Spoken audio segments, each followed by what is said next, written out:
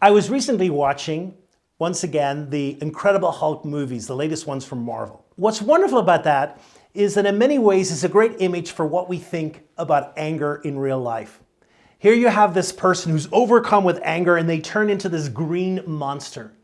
And I think many of us think the same way, that anger has the potential of us becoming our own personal Incredible Hulk and wreaking damage all around us. Today, I want to examine anger, and I want to examine how we might better manage some of the triggers that set off anger within us.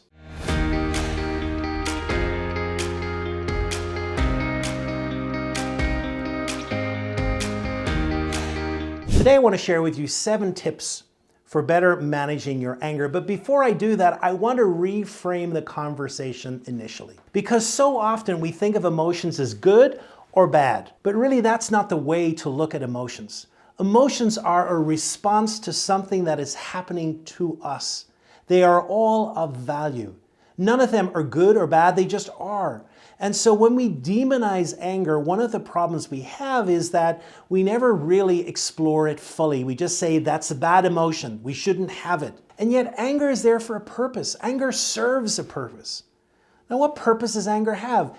Anger tells us when something unjust is happening to us or to someone else. Anger tells us when the goal that we had set out has been taken away, and it is our natural response. So with that in mind, knowing that anger is not bad, let's look at 7 ways that we might want to integrate into our lives that will help us manage anger in the moment. Number 1 is become aware of the signs. You know, when Bruce Banner turns into the Incredible Hulk, you know that all the buttons in the shirt automatically pop and they go, and it's a sure sign that the Hulk is coming out.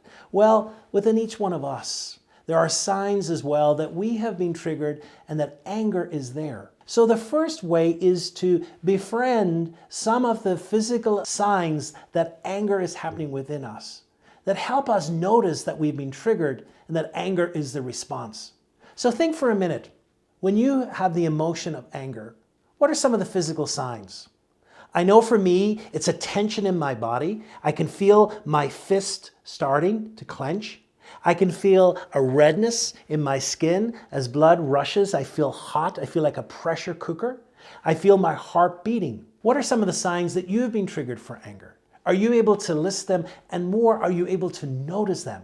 Because here's what's important. More often, we are going to physically read those signs before we become consciously aware that we are angry. They help us realize that we've been triggered, and they help us as well to begin the journey of placing in a response that we're happy with rather than just a reactive behavior. Number 2 is know those triggers. So once we know the physical signs, the next question then is what's the trigger that caused the anger in the first place? All of us have a unique fingerprint, and all of us also have a unique trigger print. What triggers one person is different from what triggers another. What makes me angry is different from what makes you angry.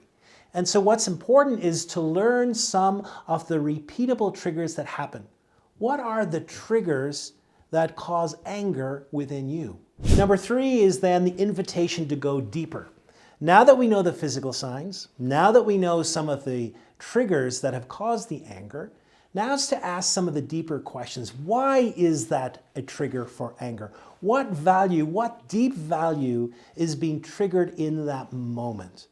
Because that can be really helpful. You know, sometimes we've heard the proverbial argument of someone walks into the bathroom, the toothpaste is squeezed in a way they don't like, and all of a sudden they become angry and start an argument. We all know that the trigger was the toothpaste, but the trigger isn't the real reason.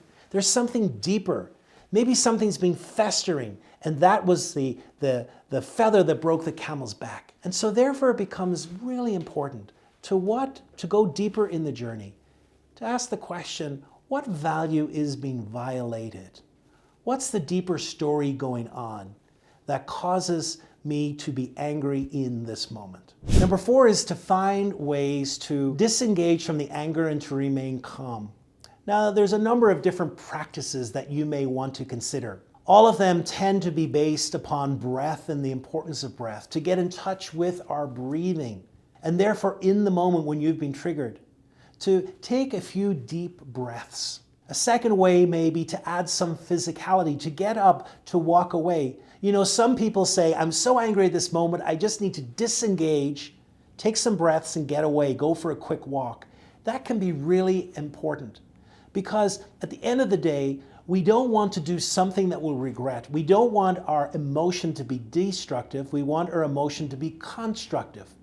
And sometimes people need a little bit of time to process the trigger and come back with a more constructive response. Another way perhaps to calm down is to stretch.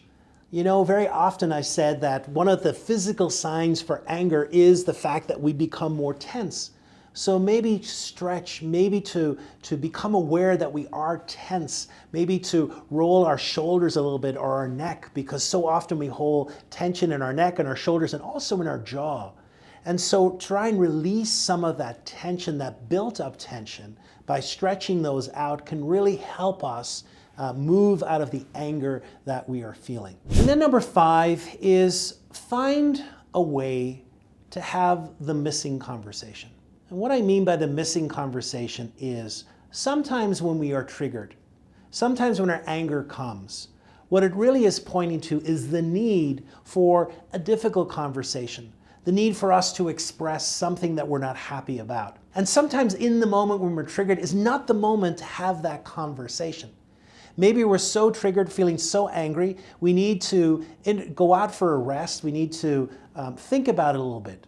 But what's incredibly important is there comes a point when we have that conversation. Because otherwise, what happens is the anger keeps festering and is never dealt with in the first place.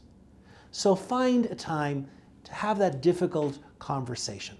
Number 6 is to be aware if you're lacking sleep or you haven't eaten. Both of those can increase the potential that we will get anger either quicker or be more triggered. We know when we haven't slept well that it's much easier for us to be triggered. It's much easier for us to be angry. We know that when we don't eat and that we feel empty, it's also easier for us to be angry. And so therefore, just monitor that. Are we getting enough sleep? Have we eaten? Are we hungry? Because all of those can impact the way we react to triggers in the moment. And finally, it's curiosity. You know, it is impossible for us to be angry and curious at the same time. And so therefore, adopt a world of curiosity. Can we ask some deeper questions? When we are triggered and feeling angry in the moment, what curious questions can we ask? How can we reframe the situation? How can we approach it with curiosity rather than judgment and feeling that we have everything worked out and we know what is happening? The more curious we are, the greater the potential is of offsetting some of the anger we feel and actually moving to a different mindset about the situation.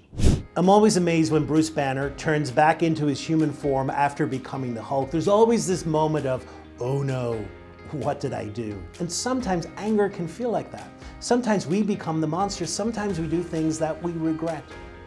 And so therefore, it's really important for us to manage the triggers. Hopefully these 7 areas have given you some ideas of practices that you might want to integrate into your daily life. And if you have found this video helpful, why not watch the next video, which looks at how we handle conflict in the workplace.